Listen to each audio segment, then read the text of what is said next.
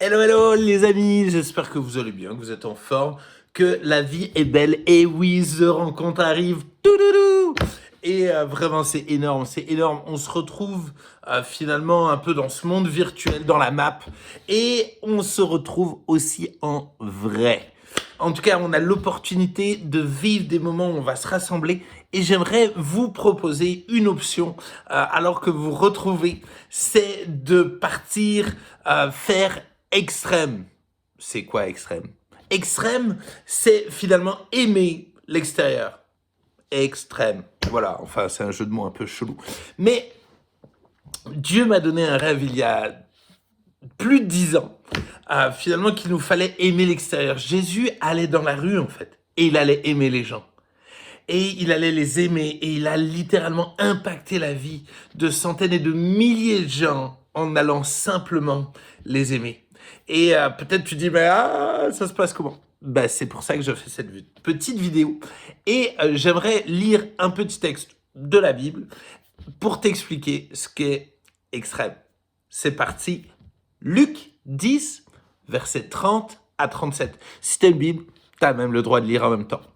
Luc 10, versets 30 à 37. Jésus reprit la parole et dit, un homme descendait de Jérusalem à Jéricho. Il tomba au milieu des brigands qui le dépouillèrent, le chargèrent de coups et s'en allèrent, le laissant à demi-mort.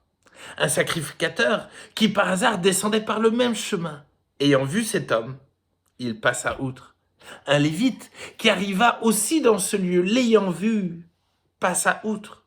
Mais un samaritain qui voyageait, étant venu là, fut ému de compassion lorsqu'il le vit. Il s'approcha et banda ses plaies en y versant de l'huile et du vin. Puis il le mit sur sa propre monture, le conduisit à une hôtellerie et prit soin de lui. Le lendemain, il tira 2 deniers, les donna à l'hôte et dit « Aie soin de lui, et ce que tu dépenseras de plus, je te le rendrai à mon retour. » Voilà une parabole que Jésus va donner quand on lui pose la question « c'est quoi aimer son prochain ?» Jésus donne cette parabole.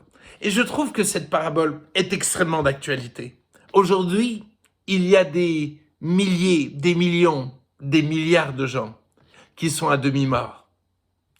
Ils se sont pris des coups, toutes sortes de coups, on les a abandonnés, rejetés, et particulièrement dans cette période de Covid, tant de gens souffrent de solitude, tant de gens sont désespérés. Et Dieu nous envoie dans ce monde en détresse, où les gens sont à demi-morts. Ils paraissent être vivants, mais ils sont morts. Ils paraissent être vivants, mais ils sont morts. Et il y a vraiment un appel de Dieu à sortir auprès de ces morts vivants, à sortir à leur contact. Ils sont comme abandonnés dans leur coin. Et tout le monde s'en fout. Et tout le monde s'en fout. Aujourd'hui, tout le monde essaye de s'en sortir eux-mêmes. Il y a un égoïsme de plus en plus grand où chacun se préoccupe de sa pomme. Et je crois réellement qu'il y a un appel pour nous de dire non, non, le monde a besoin d'une solution. Allons-y. Allons-y. Et c'est assez impressionnant de voir qu'il y a des religieux qui passent, qui voient l'homme à demi-mort et qui passent outre. On pourrait facilement les juger, hein. Mais je pense que ces religieux sont un peu comme nous. Ils ont peur. Et souvent on a peur. Peur d'aller au contact des gens. Si maintenant, j'avoue, hein, si on me dit, ok, tu vas voir là tes voisins de l'autre côté, que tu connais pas, tu sonnes chez eux et tu leur parles de Jésus. Ça me fait flipper. Je sais pas si j'oserais. Honnêtement, faudrait vraiment me motiver et faudrait vraiment qu'il se passe quelque chose. Parce que naturellement, j'ai peur. Donc naturellement, je passe outre. Et c'est normal d'avoir peur. Et c'est pour cela qu'avec The Rencontre, on a envie d'organiser ces rassemblements, parce qu'ensemble, on va se booster, s'encourager, se former un peu comme là, pour pouvoir prendre du courage. Parce qu'on n'a rien à craindre. On n'a absolument rien à craindre, dans la mesure où on va simplement aimer les gens. On n'a rien à craindre, parce qu'on n'a rien à prouver, rien à gagner. Tout ce qu'on a à faire, c'est aimer les gens. Et c'est exactement ce que va faire ce Samaritain. Ce Samaritain, il va venir et il va voir. La première clé, c'est il nous faut être attentif. Attentif aux gens, s'intéresser aux gens.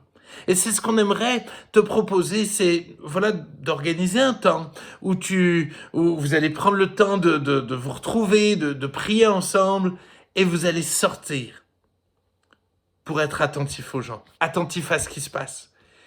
Simplement à observer ce qui se passe. Tout d'un coup, il y a quelqu'un qui est seul, il y a des gens qui sont sur un banc. Juste observer, de voir qu'est-ce qui se passe et d'être attentif à tout d'un coup. Oh, il y a quelqu'un qui est perdu. Je me souviens de ce jour où je roulais et je vois un gars qui est complètement désorienté. Et alors que je m'arrête, je vais le voir, je me rends compte qu'il est aveugle et qu'il est perdu. Il ne sait pas où aller. J'ai pu aider cet aveugle et lui parler de Jésus, prier avec lui. Mais cet aveugle, ne sachant finalement pas vraiment où il habitait, en même temps il est aveugle, il nous a amenés dans un endroit. Et j'étais, je dois dire, un peu frustré parce que ça allait pas vite et tout ça. Et tout d'un coup, à cet endroit-là, on a rencontré quelqu'un qui nous a posé plein de questions sur Jésus, qui nous a demandé de prier. Et qui, à la fin de ma prière, m'a dit « Non, je veux vraiment que vous priez. Parce que j'ai vraiment besoin que Jésus se révèle à moi. J'ai vraiment besoin que Jésus, il se manifeste. » C'était une musulmane. Et Dieu, simplement parce que j'avais été attentif, Dieu a su me conduire auprès de cet aveugle et auprès de cette dame. Et de la même manière, Dieu va conduire les choses. C'est Dieu qui conduit les choses. C'est à propos de lui. Mais il va s'intéresser. Mais pour vraiment être attentif, je crois qu'il nous faut faire une prière. Un peu comme Paul. Paul, dans Colossiens 4, verset 3, il va faire cette prière.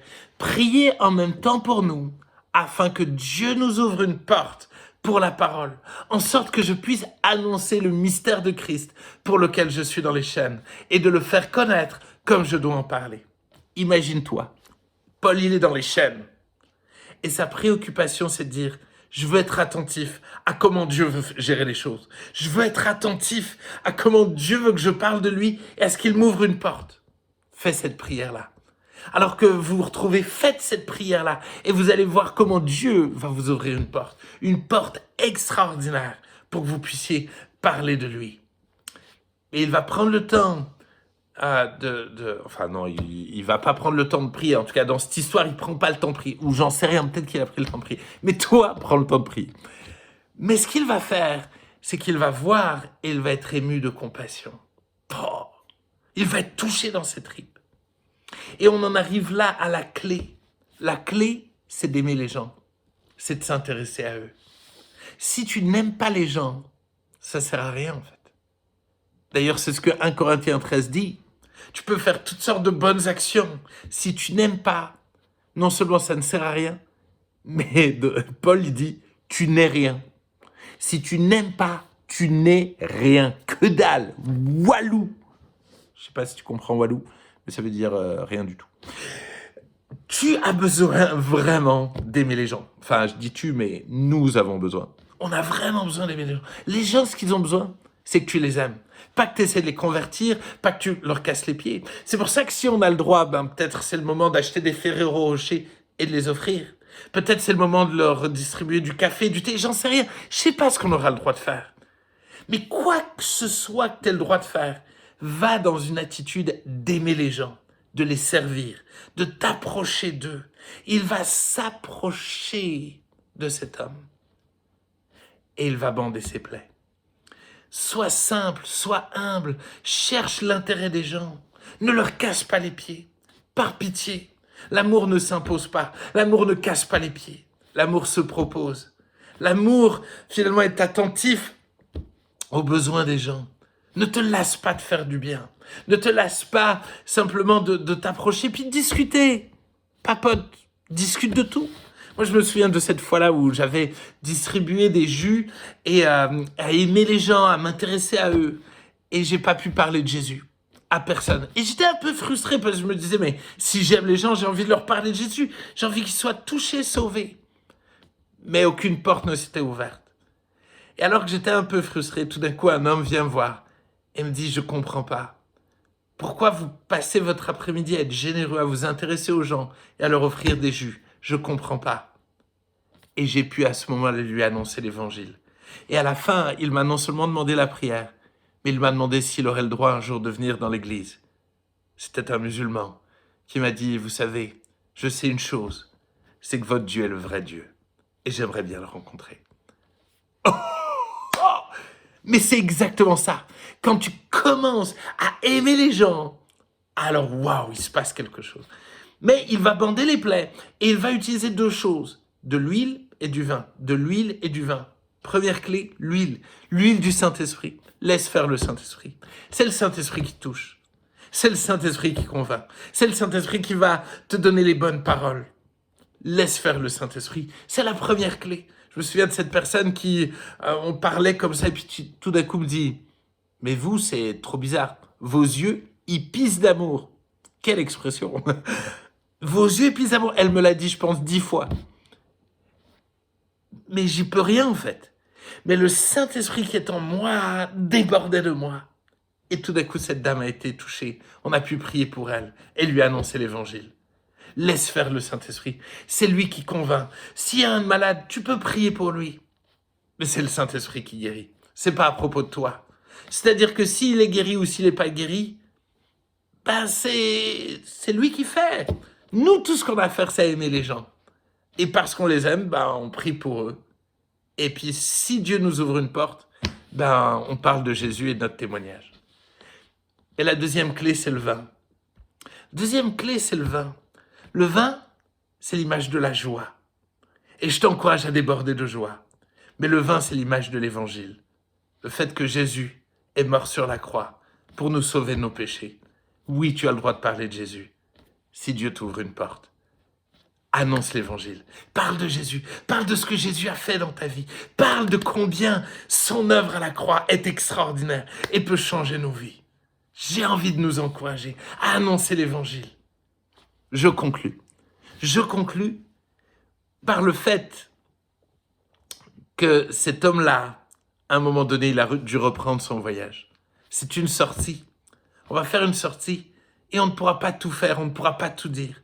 Mais on va simplement semer de l'amour. Et ce bon samaritain, à un moment donné, a dû relâcher les gens. Et nous aussi, nous allons les relâcher entre les mains de Dieu. Mais peut-être leur proposer de rejoindre une église locale.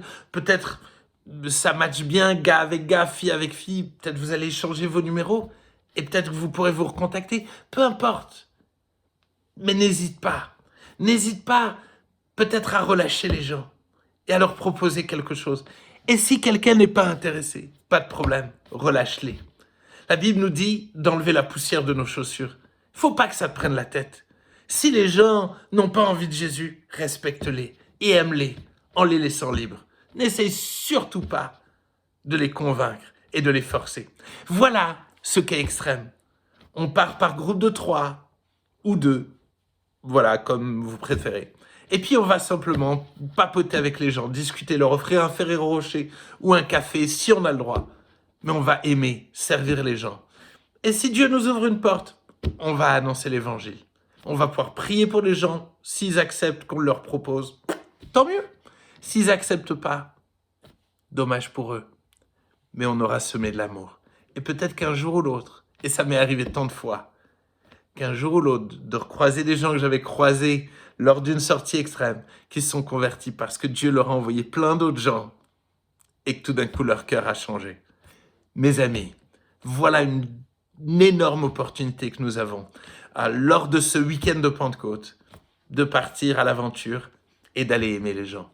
En tout cas, c'est le défi que je vous lance. Que Dieu vous bénisse et vous inspire.